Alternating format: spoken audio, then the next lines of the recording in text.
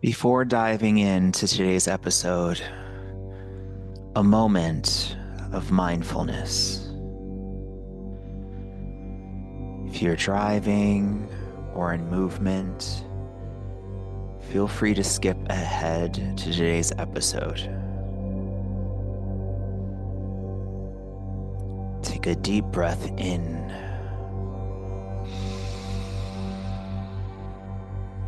And a slow breath out.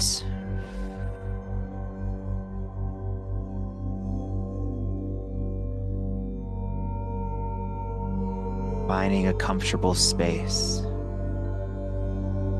Close your eyes or soften your gaze. Let your body begin to arrive just as it is.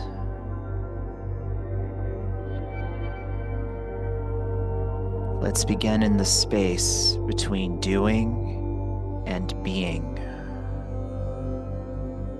Feel your feet or seat rooted. Let go of the multitasking mind.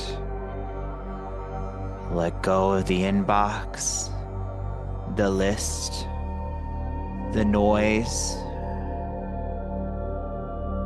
There's nothing to fix right now. Nothing to prove. Just this breath and this moment. Inhale presence. Exhale permission.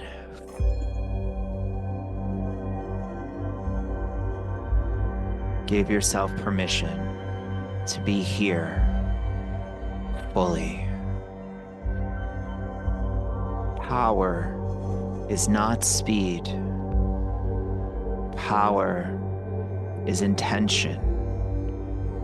Power is presence. Whether you're on a yoga mat, holding a baby, running a business, or standing in the ashes of a plan that didn't work out, this moment is still yours to stand in. Breathe into your courage now. Feel it. Not the absence of fear, but the presence of possibility.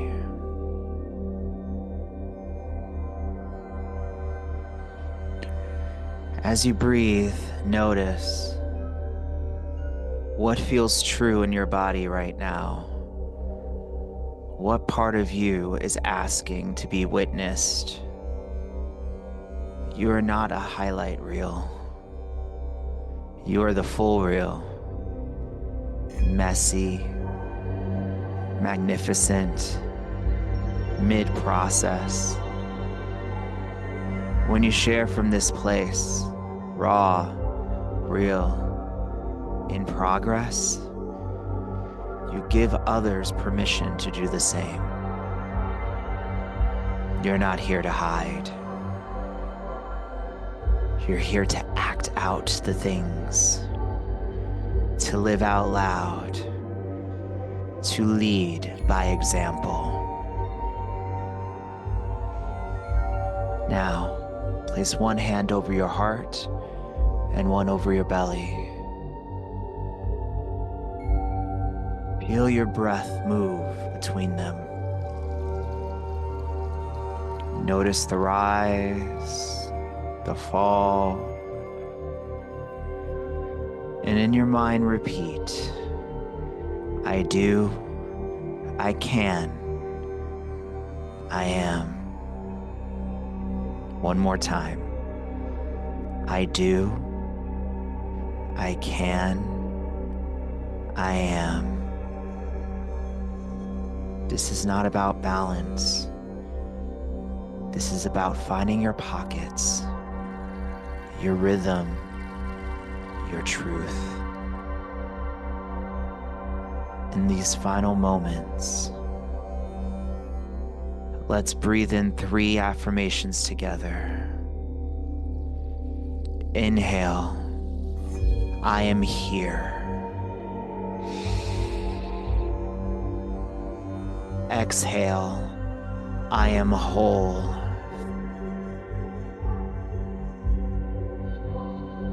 Inhale, I can lead. Exhale, I can rest. Inhale, I trust what's possible. Exhale, I stand in my power. Slowly bring awareness back to the space you're in. Wiggle your fingers, your toes, roll your shoulders. Blink your eyes open when you're ready. You've just shown up for the act of the things. Welcome.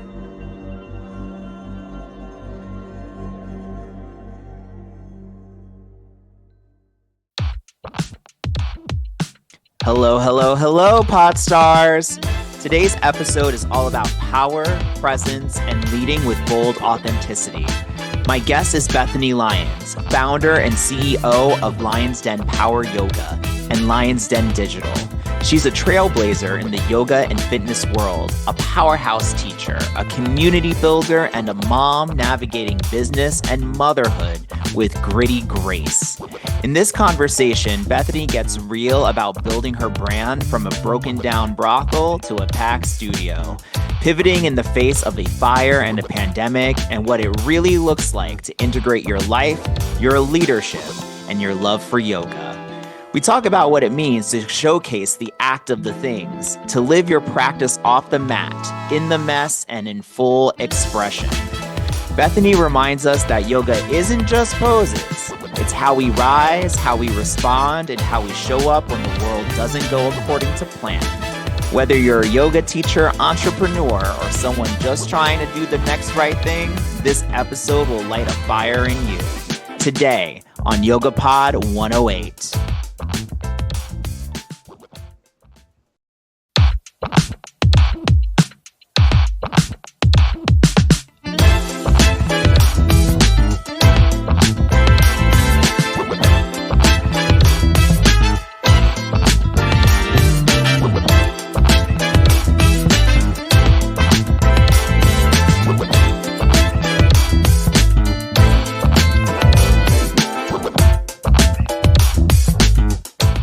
Hello? Hello. Hey, Bethany. Hello. Can you hear me? Hi. How's Hi, it hi. going, Chris? It's Yes, I going can. good. Yay! I'm so Good. excited that you're able to join Yay. me. I'm so sorry for the delay last week. Thank you for being flexy with this new mom. Yes, I love it. That's kind of like the whole one of the big purposes of our conversation. I wanted to discuss, motherhood and entrepreneurialism and the balance that, we try to find. And I've already have a niece and a nephew, but I'm a new uncle to a new nephew. And this nephew Oh, is, fun. yeah, he was born a day after my birthday. And Oh, amazing. it's a little special because it's my sister's son. So now my Okay. sister is going through everything, women go through after giving birth. And, I don't It want to is start on not like for the faint of heart. I don't want to start on a low. I don't know if it's a low term, but as much as I know, I sound like so weird being like, oh, I've seen you post about this and I see you post about that. No, it's But fine. I'm good with healthy stalking, yes, Like friendly, healthy stalking is good. That's I okay. call it journalism, I guess. So prep for my interview. So like, thinking about my sister and like postpartum, you posted something, I think, in the nature of postpartum, and now just thinking through like I know I'm just saying, I guess I'm doing a leading question, but sometimes I feel like a lot of women are, they give birth, they have the maternity leave, and they're kind of thrust right back into work life. And hmm just thinking through postpartum and how that impacts just getting right back into business world, right back into that entrepreneurial boss lady energy, but then also working through postpartum. Like, how has that process been for you? Well, there's pros and cons with being an Hmm. entrepreneur and owning your own business. Right. One is that I could take as much time as I quote unquote wanted, but I Hmm. had no maternity leave Oh. because I'm not paid, Hmm. nor does even the paid leave that even happens for our state Hmm. translate to a business owner. Hmm. So I just had to decide, like, okay, I knew I was taking like a month where I Hmm. wasn't doing anything. That was my plan at least. And I was going to be having um a scheduled, not a scheduled C-section, but a scheduled like Hmm. what is wrong with me? I can't, this is my It's mom okay. brain and no sleep. And No. but I was going to be induced. There we go. Hmm. And so I knew I had all this time, and then right before, actually the week that I had planned all of my things, my doctor Hmm. calls me and she's like, "I need you to wrap your head around going to the hospital today." I'm like, "Oh, cool, cool." I haven't set up all of these things that I wanted to Hmm. so that I could really fully check out. So really the day I was going into the hospital, and even when I was in the hospital, I was like handling kind of all the last minute stuff to hand off everything. Hmm. Luckily, I have a really amazing team. But I think that what's cool about being an entrepreneur is that I was able to dip my toe back in Hmm. when I wanted to and in sort of the ways that I wanted to. So I taught a class fairly quickly after. Hmm.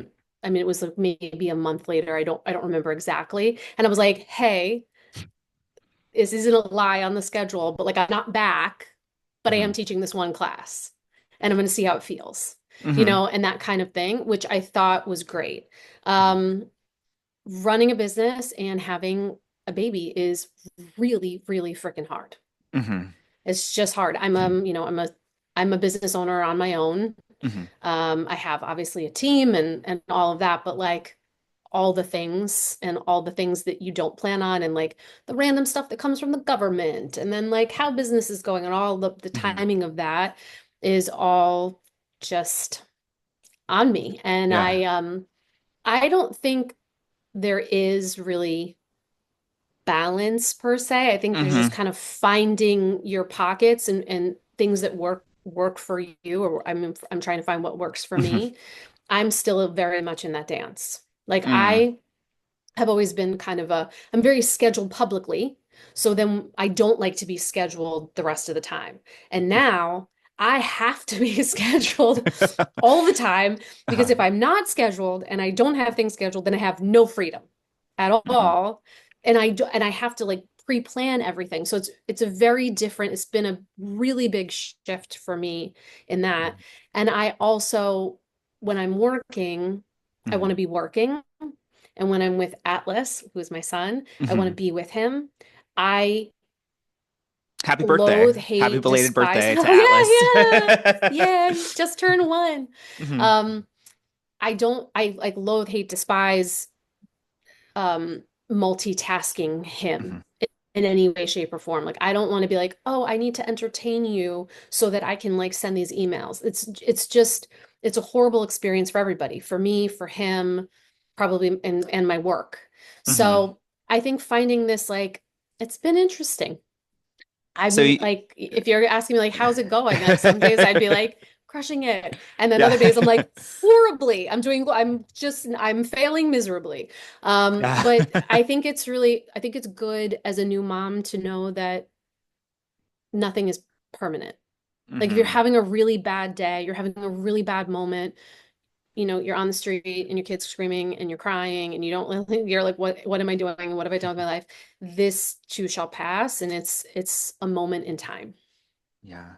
So you talked about multitasking and you shared a photo with me of you with your son just like hanging on you while you're teaching.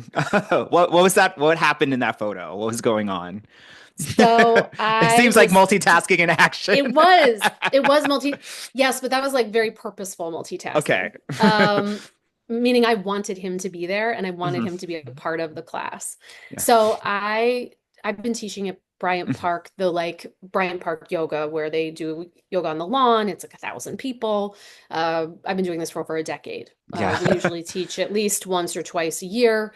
I taught there prior to even owning my own studio, and then since I've owned Lions Den, Lions Den's always had a presence there. And they scheduled me to kick off the season, Mhm. and it was like a month and change, Mhm. after I had given birth. I'm like, what a cool thing it would be to integrate my worlds Mhm. in ways that are good. Like he comes to the studio with me a lot. We have like baby karma where someone, is going to watch him and then take class after. Like Oh, we I love baby want, we karma. love baby karma. Baby karma is the best. So I try to like integrate him to the best of my ability. So I had my part-time nanny at the time was there and part of the class. So I'm like, this may work. This may not work at all. I have no idea, but I think it's a really empowering place to stand. And I think it's something where other moms or women who are going to become moms can see this and say like, okay, I can do this too. Mhm.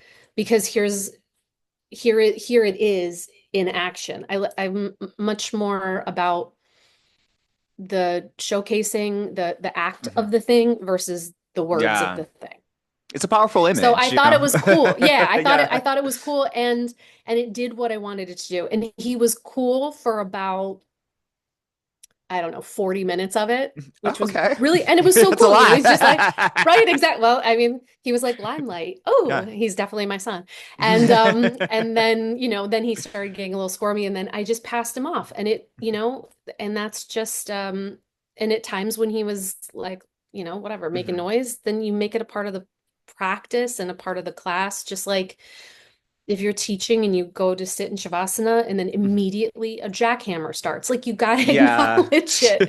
You're in the city, That's what happens be when you like, do yoga in the oh, park. exactly, perfect timing. So it was, yeah, it was cool. It was really cool, and Oh my God. I loved getting to teach with him. Oh, so he can say that he taught his first yoga class while he was Exactly, as a a baby, newborn. as a newborn.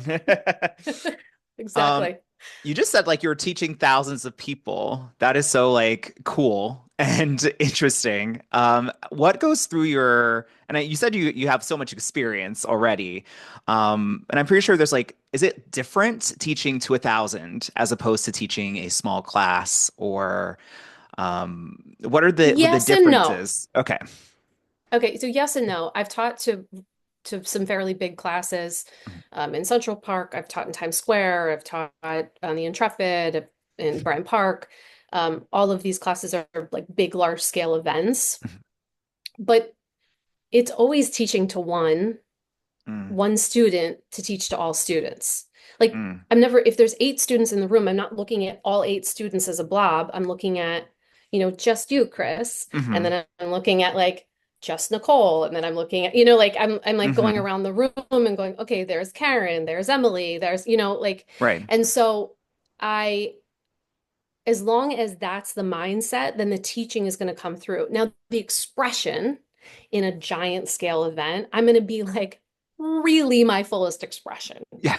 I'm not going to, if I'm teaching in studio to 6 students, I'm not going to Mhm. be like, and reach, like it Yeah. just might get a little bit performancy and crazy, but that performer vibe that hmm I have that in my tool, in my hmm toolkit. And when I need to pull it out, and it perfect time to do that is when doing large scale events. I also love to involve people in large scale events that aren't in the class. Uh-huh. So like when I teach at Bryant Park or when I taught Okay. at Times Square, I would start with meditation, but then like there'd be a tourist or whatever, a passerby, and I'd be like, you could breathe with us too. You can meditate with us too, sir. Like hmm and it kind of like brings everybody in and creates this very Mhm. community vibe. And so I think it's fun. Yeah. I love that you mentioned meditation and you mentioned breath. I'm kind of on this like breath kick these past Mm, couple weeks. it's a And good time to breathe. it's a good time to breathe. I was with someone last week and she was like, Chris, if you don't breathe, you die. And I was like, you're right. Because I'm getting into I just got my 200 hour in February and I'm getting into Congratulations. thank you. And I'm in the 500 hour program, like 300 hour to get the 500 Yeah. hours. So I'm Mhm. furthering everything. And I have my first class on Friday coming up. You And do? Your yeah, it's first one ever? exciting. My first That's one ever, my first public awesome. class. Yes, it's we're Yay. we're doing yoga to the 90s.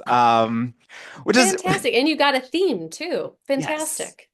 Which is, I also want to talk to you about that kind of that performance spirit because I do Yeah. think that performance spirit is an authentic expression.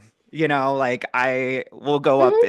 in front of a class and just be like, yeah. And I used to be a teacher. I was a teacher for 9 years. So there's always that expression of having to be in front of people and engaging others into the practice. But I fell in love with yoga through a power yoga class 15 years ago. And, I was listening to like a Prayer by Madonna, and I was flowing, and I was like, this is the expression of yoga that is me. What's better than that? you know? But then, I feel like we hear a lot about power yogas, and I'm speaking specifically to power yoga because Lion said has power yoga. Yep. Um, I feel like it has a kind of like a rap almost of being too fitness oriented. And I'm wondering through your perspective about how, just like with the breathing and the meditation that you bring in, how do we find that balance between, being a very like fitnessy cardio and how is that yoga? So I think being intentional about Mhm, what is happening in the room is really important. I mean, we teach a very specific style. We teach Baptiste Power Vinyasa Yoga, mhm, and I've taught that for many, many years. And asana, the physical practice, meditation, and inquiry work are mhm, all a part of the practice. And breath work, mhm. like drishti, Yes. breath, your foundation, flow, and then heat, whether it's generated Mhm, via you or supported and also by the room. And so I don't think that there's, I don't think that there's like anything wrong mhm. with moving and having it be Yeah. physical. I Mhm, think that having like very tangible, like you press your hands together, you press your thumbs into your sternum, you can feel this physical connection. You're pushing into the mat, you can feel muscles. Those tangible connections are what ground us in the present moment. mm, Talking and kind of getting in headspace and a lot of concepts, I think, mhm, are very much, I mean, a part of the practice, but need to be grounded in something real mm. Yeah. and sweating and feeling our bodies and coming up against ourselves in a physical practice. So our practice is very intense. It's Mhm. intense. It's not that way just to be intense. It's not like, Right. oh, just to be hard. It's like you can't be anywhere else than in Mm, this moment right now because you're in this pose that's physically challenging. mhm, You're it's a heated room. It's not heated to like 100 and some degrees. It's in the 90s. You're sweating and you're being asked to either hold there, like power doesn't always mean just fast, mhm. too. We sometimes move more quickly, but that's life. Sometimes life moves more quickly, sometimes it moves more slowly. Usually it's moving fast when we want it to go slow and slow when we want it to go fast. And we Yes. have to be okay in all of that. And Mhm, so I think that a power vinyasa class is training for life. I think mm, it's training for picking up your kids, getting your groceries, um, being present and connected to your body and the other people around you, being connected to your breath, meditating in a way. We do actually sit and meditate as well and do breath work, but also being able to, sometimes you don't have the time to just like sit in a quiet space and meditate. It's just not what is always possible. And so, how do we make that possible when we're in motion? Mm. Oh, wow, that like really like hit deep when you were saying that. This idea of like just when you're in such a situation, it's like you're being present and the feelings of the body and the being connected to your body. That I feel like that's what really brought me to yoga.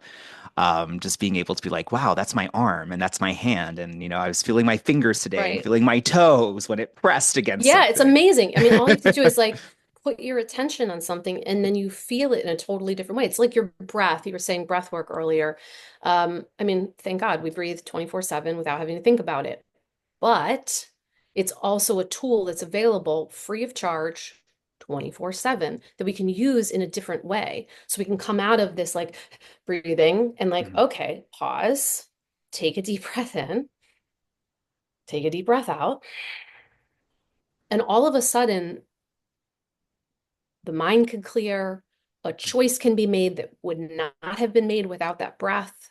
Like it's amazing how we can use breath all day long in a myriad of situations. As a mom right now, man, I use it like crazy, a crazy amount. I'm doing box breathing like it's my job.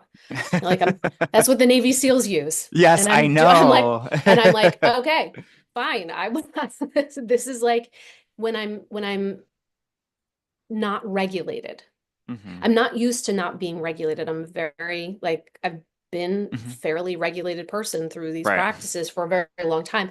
And this has thrown me like back into teenage land where you Mm. like feel rage or you feel sad and you know it's off the charts. Like Hmm. this is not in proportion to what's happening, but you can't help it.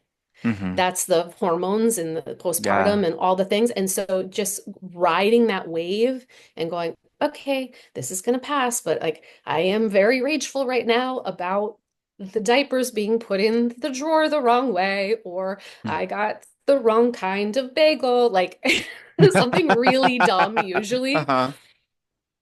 Yesterday my I got a cup of coffee. I'm taking Atlas to the studio because I'm teaching at 8:15 and I'm Hmm. gonna hand him off and I stop at a light. I'm like, oh, it's really hot. I'm gonna take off my coat. And I take off my coat and completely just the entire glorious cup of coffee just on the ground. And I'm like, okay, just stand here, just take a deep breath. Don't Hmm. cry on 8th Avenue. It's gonna be okay. You know, Yeah. like but that's what this riles up. And so practices like having a physical practice, but also having a practice where you can sit and breathe for 5 minutes or two Hmm. minutes or 10 seconds is huge.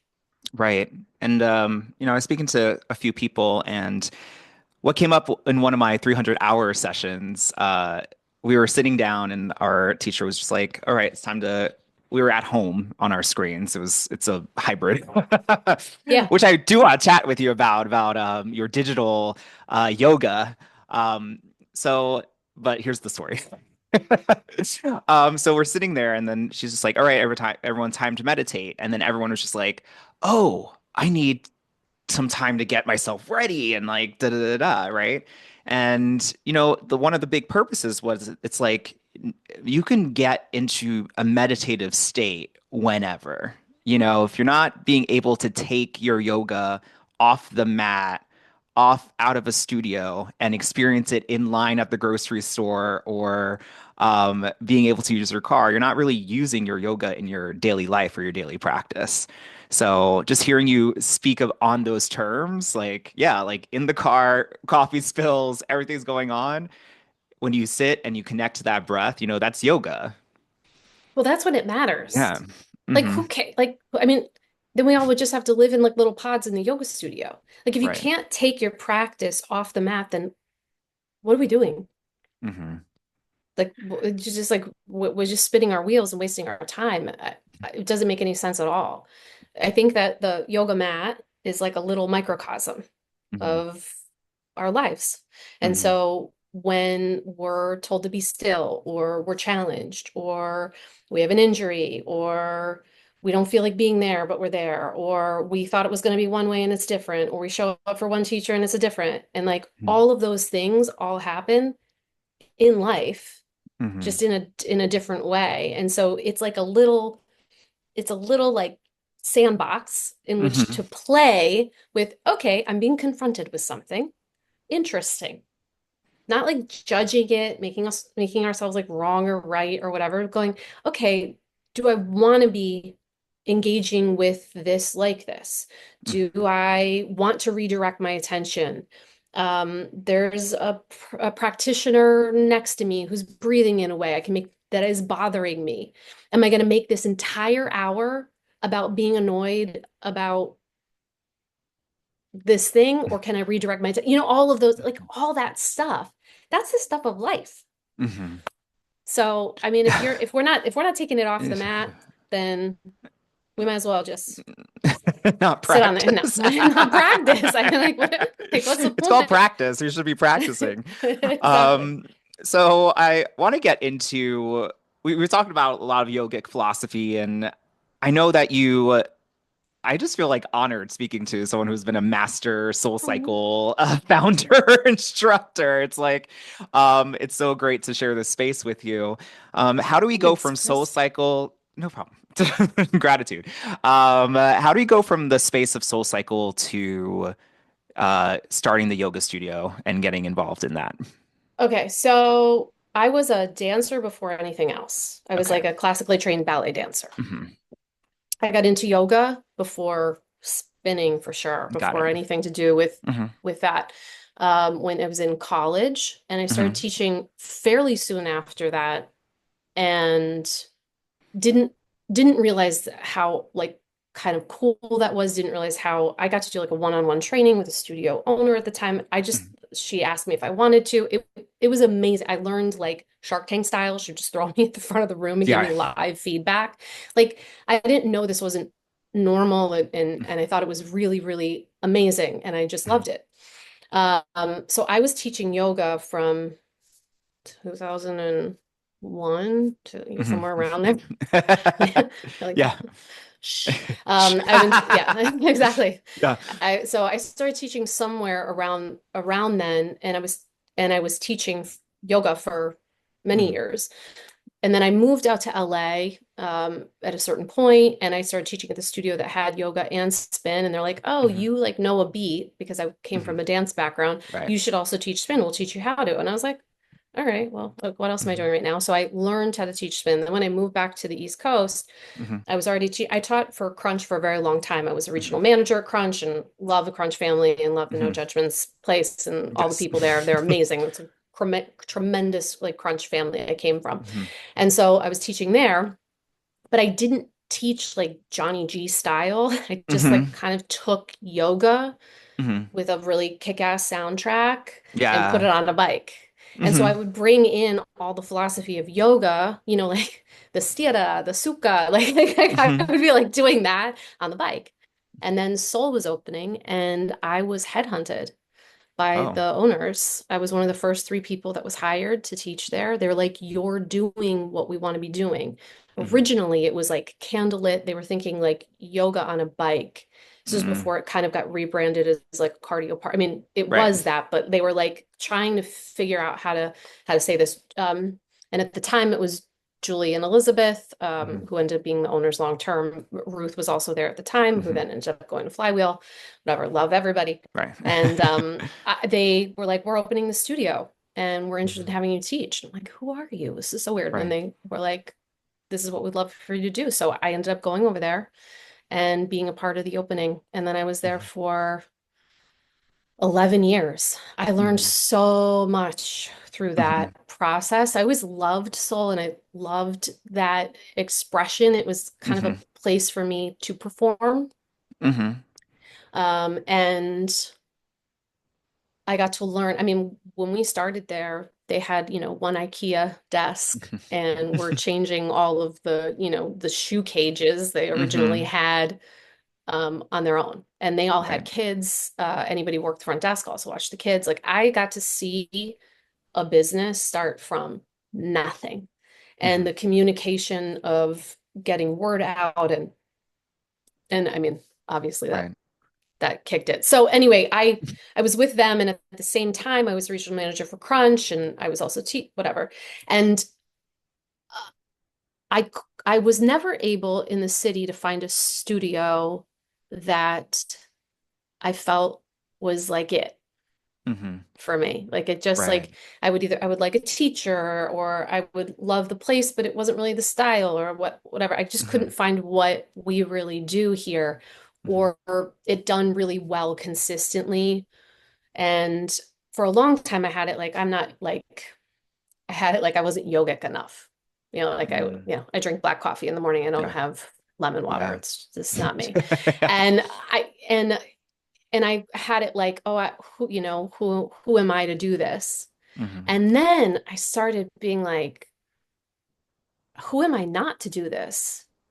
And I could really create something that isn't here and make a really welcoming it's for anybody, but it's not for everybody, and that's okay. Like people are going to come in and be like, this is not what I want, and that's okay. But this is what we do. This is what we offer. And we are masterful at it. And the team that I have is just on point and amazing. And so and then when I started, like I had the chops. I've been working in the industry here in New York for 10 years. Hmm. I'd seen this business Soul Cycle Hmm. grow from infancy. I'd managed people. I have a creative advertising degree from Newhouse at Syracuse. Like it just started to get ridiculous. Like I have all the things that I need to do Hmm. this. And at the time I used to teach down in Tribeca, and I knew that there wasn't anything like Hmm. what we do anywhere near there. People were starving for it. And I'm like, I have to open here.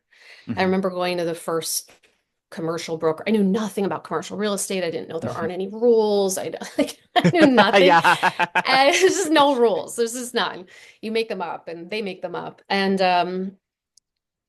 I remember going, I need to find space in Tribeca. And like, this is the most expensive zip code in the country. Like, you can't Hmm. find. I said, oh no, I'm going to find something. This is where it has to be.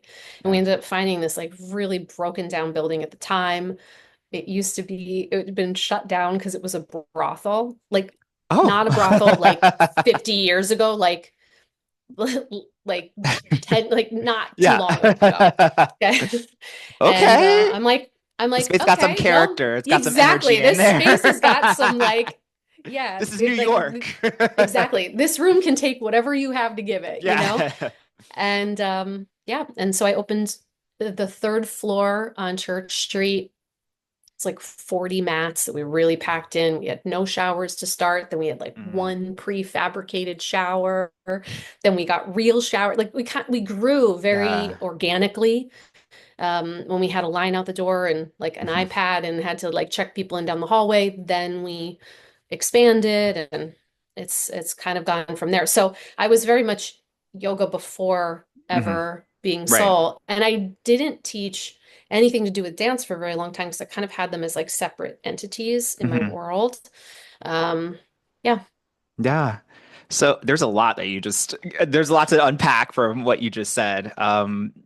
Just like I like to get into like mindset is so important when it comes to anything we do. And I think you have this like you've developed a certain grit about yourself in terms of being in a space going, okay, let's start this business. And then you're the person there, like, it's almost like humble beginnings. It's like, I'm the person that's dealing with the shoes, and we have one desk here, and this is kind of where you start. Yeah.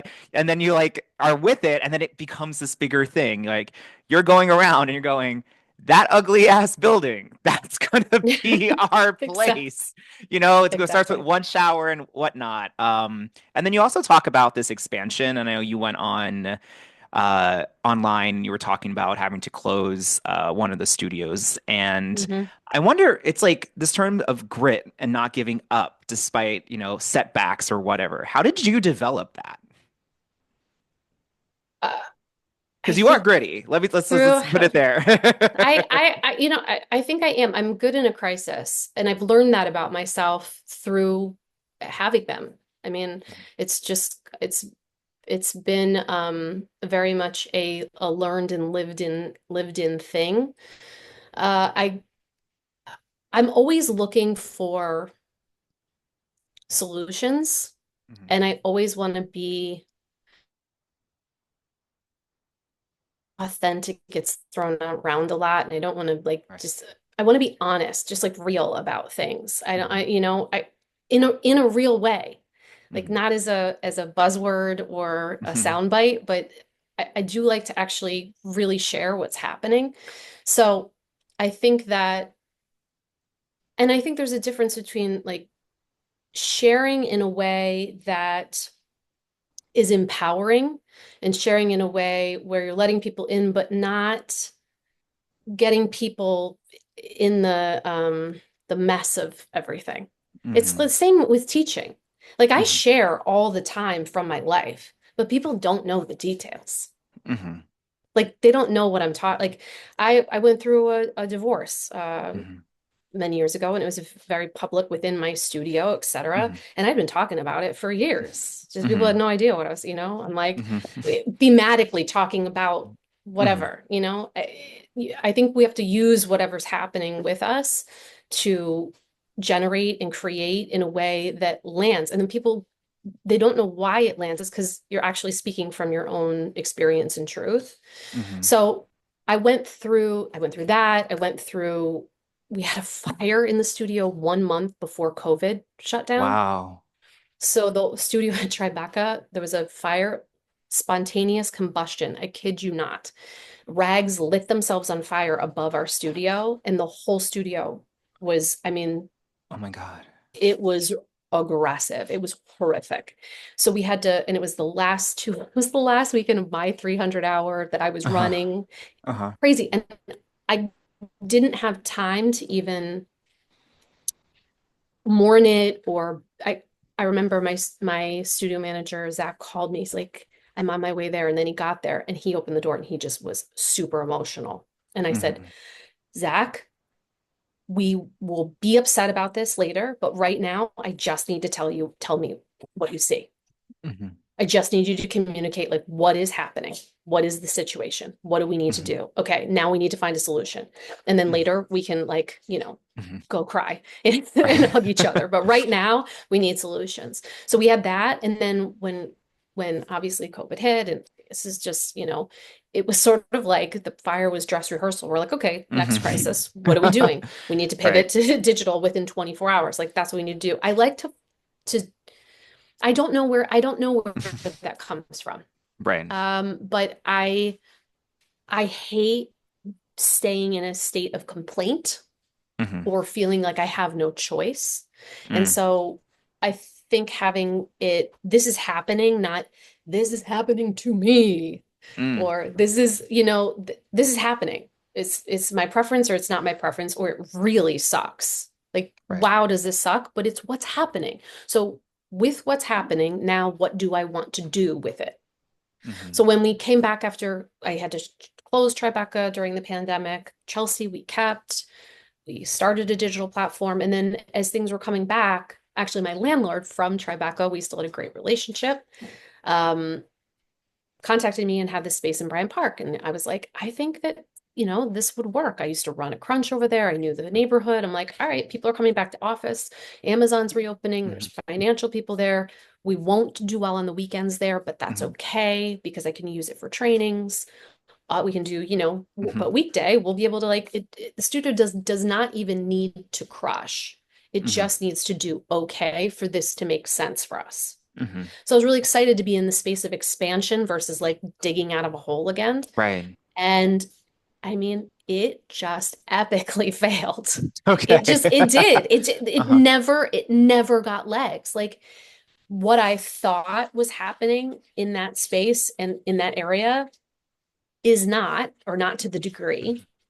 Hmm. And I'm a little guy, I'm not some big corporation that can kind of hold out for several Hmm. years, waiting for Hmm. the city to do whatever the city's going to do. Right. I also like had to um like acknowledge that people's habits have changed. Hmm. The way people are working out, socializing, packing and not packing their schedule is so different. So it's so interesting having a business where you have a history of like, I'm in my 12th year of Hmm. business, and it doesn't matter because all of my data is just like, so what? Hmm. Right. Like I used to be able to look back like holiday weekend or look at this month of the summer or look back and go, okay, what's happening?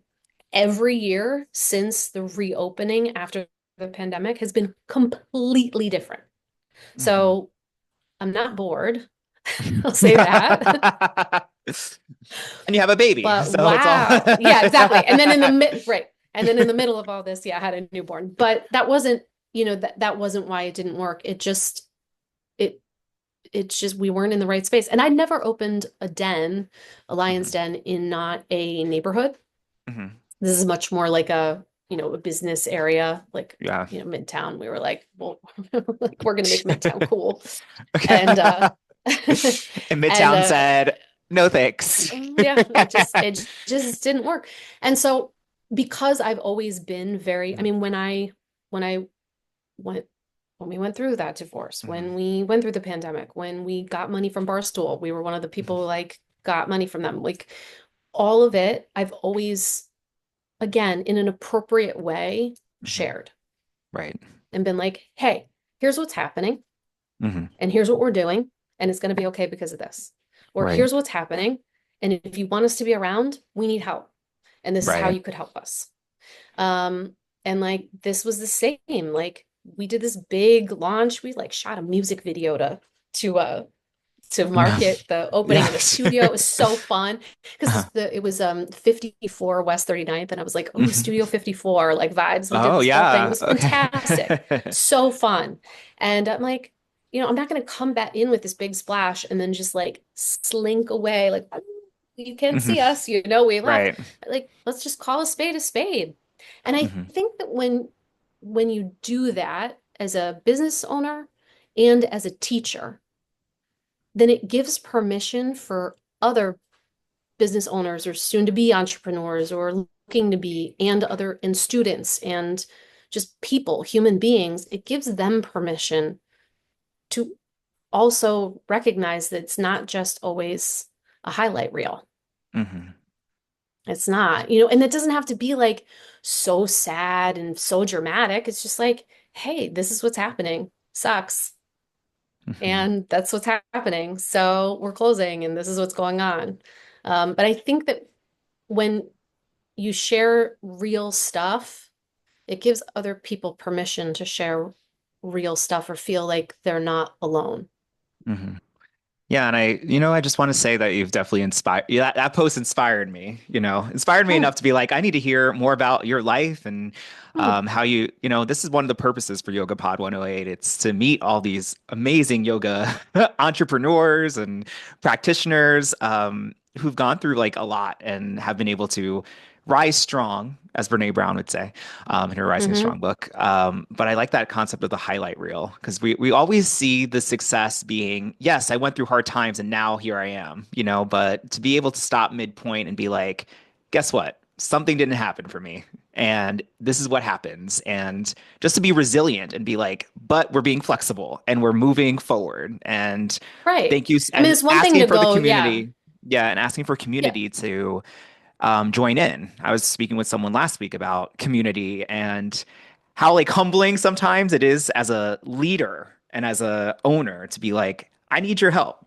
You know, at least hmm. I know like for myself, sometimes I get in very much, I could do it. I could do it all myself. How have you ever been in that mind space where you felt like it's hard to ask Oh, for help? oh, you mean like lone? I don't know what you speak of. No, Yes. 1,000%. I Mhm. mean, I think my first phrase as a child was, I do. I Mhm. do. And for a very long time, I was very much a lone wolf operator. Mhm. It's very limiting, Yeah. and it's not as fun. Mhm. It's really what it is. I mean, like you can only do so much alone, but Mhm. then when you start to involve others, even though it's like, but it's not as this, and it's not like I would do all these, whatever, all Mhm. that stuff that can happen. It's not exactly the way I would do it, and it's not. No, it's like, but maybe it'll even be better. Mhm. And I think that you have to let people in. And I think there's a way to do that in asking for a support or help that's not like you're busting out the violins and like, like Yeah. things are so bad. And, Hmm. that's not leadership. But I think that um, sharing in a way that uh, there's a you're empowering a possibility. You're seeing Mm. something that you want to go to, and you're saying, this is how we get there. And a lot of people actually do really want to support or help if they're invested in something, but they don't Hmm. know how to. And so Right. sometimes you just have to direct people. I mean, that's how we made it Yeah. through that's how we made it through COVID. I mean, we were Right. closed the longest of any business in New York Okay. City. Gyms could open, Target could Hmm. open, everything. Yoga studios, Hmm. particularly boutique studios, were the ones that were closed the absolute longest. It made absolutely no sense. Hmm. And whatever, that's just what happened. But it was, and then when we reopened, we weren't even allowed to use locker rooms. We didn't know Yeah. anything, so it Hmm. was, I think that,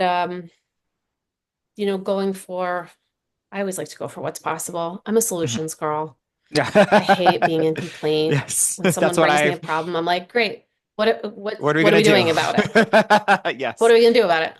I had I a, mean, not that you can't ever, I don't mean not to be human about it. Like hmm. sometimes you're like, hey, I need to vent for 5 minutes or, Yeah. whatever. I don't mean that you can't ever have a moment, but like very quickly, you got to get off Right. that space. It's not energetically I had a manager aligned once who with was, anything.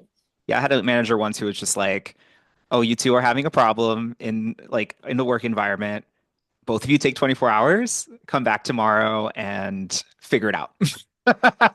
It's like you can't just stay here. Like figure it out. Yeah, It's hurting the team, it's hurting this or whatnot. Like, and it's just like bring anything. your It's like, solutions. Exactly. yeah. Bring your solutions. Or like How are as we a solving manager, this? you're always like, great, I see your complaint, but did you bring something to the table to help us out here?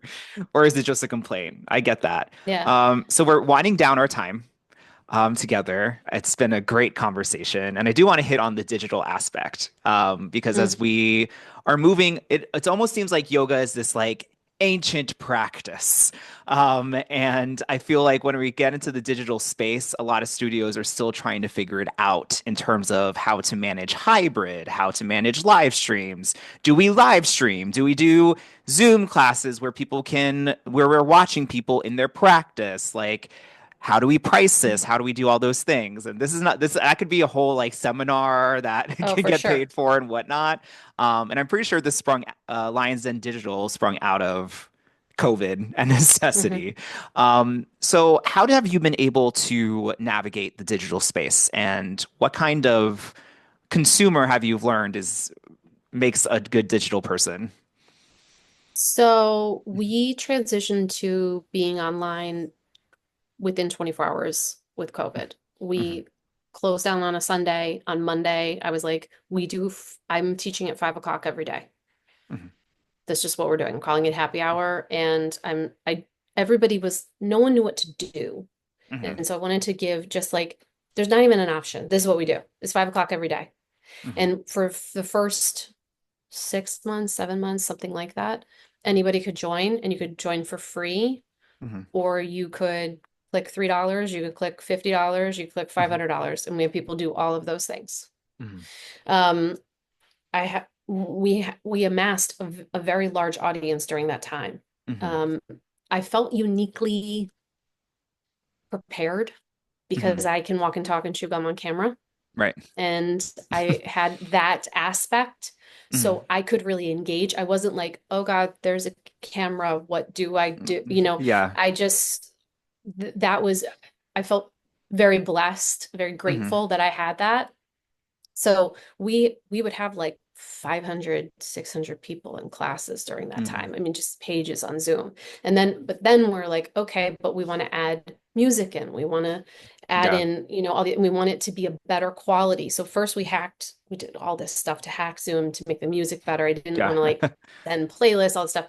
And then we started looking at different platforms. Now we're on Uscreen now, but at the time we went to Vimeo and Mhm. um, when we launched, we just want it to be like very high quality. I think it really depends on what you're going for. Initially, I was like, this is going to be a huge other business for us. Like we're going to have, Mhm. and we had 5 classes a day. I mean, we launched a Mhm. full roster and we had it separate. It has changed as the landscape has changed and as Mhm. things have changed. So now we have a live class every day, but we only have one live class every day, Mhm. and it's a dual. So it's Mhm. in studio and on digital. Mhm. Then we also shoot digital content that's specific just for the digital members. Mm. And that gets edited and is like sexy Mhm. and fun and Yeah. cool and, like all that stuff. Like, Mhm. um, And why do you so think that model is great for you? I think that it hits a lot of different categories for people. There's some people that there's a mental component to doing the class live. Mhm. Like it's happening now and I'm doing it in real time and this is actually happening. And particularly if you've been to our studio even once, there's like a touchstone to that. So you know what's happening, in Mhm. that room. And so it kind of like, I think can transport you Mhm. in a way that it's not like this is just meant for you in your living room. You're like a Mhm. part of this class that's happening and you know it. And then a ton of people don't want to be on a schedule. We've also hacked it so that if you want to be seen, you just take another device and you're Mhm. on Zoom with us. So I can see everybody on Zoom if they decide they want to do that, but you Mhm. can't see or hear us through Zoom. You have to Mm. see and hear us through the platform. Again, Got that it. was sort of a choice because I said, all right, I do want to be able to see people and do that, but I want it to be high quality and I want the picture and the sound. And for us also, like, where do we house all this stuff? There's all sorts of technical stuff to go with this. Mhm. Whew, that was like a lot, at Right. the time. So now it's a revenue stream for us. I mean, it's like it's its own entity for Mhm. sure, but it has morphed as things have morphed. Also, the want for that, like people want to be in person. Like people are for a long time going, are we even going to ever go back to in person? Yeah. Like, of course we are. Like, Yes. are we ever going to like us? I assist people all the time. Like, we had to come back and teach people just how to be together again, how to breathe together again, how to be in a space together again. But then, like, we need that. Like, we need actual physical touch. We need to hug people. We need to be in spaces with people. We need to be in community with people. It is a weird world when we just stay in our own places and on our devices, and that's all we do. And it's so important to just put your freaking phone away and get into a space and do something real. Mhm. Well, So, that's a great. anyway, So I'm like that's like a really great place to begin our ending. Because the final question is always like any other advice that you would have based off this conversation, any lingering like this thought I want to give to people who are coming out of their 200 hour, people in mm, general, mothers in oh gosh, there's so entrepreneurialism. many There's categories. so many things that you can chat about. So what's one little sprinkle of life you want to leave us with? Um, doing something or that doing something that you don't know how to do or that you're scared to do is being courageous. And so anytime you're teaching your first class or you're, you know, taking a step out of a space that you felt comfortable in, or you're trying on something new, or you're being a beginner at something, um, instead of saying like, I'm afraid, you can say, I'm being courageous. Awesome. Thank you so much. And I look You're forward so to welcome. practicing at Lion's Den and Yay, you have to practicing with come. you. I'm going to You come have to over come. and just Thanks see so you much and for say hi reaching to you in out. person. No problem.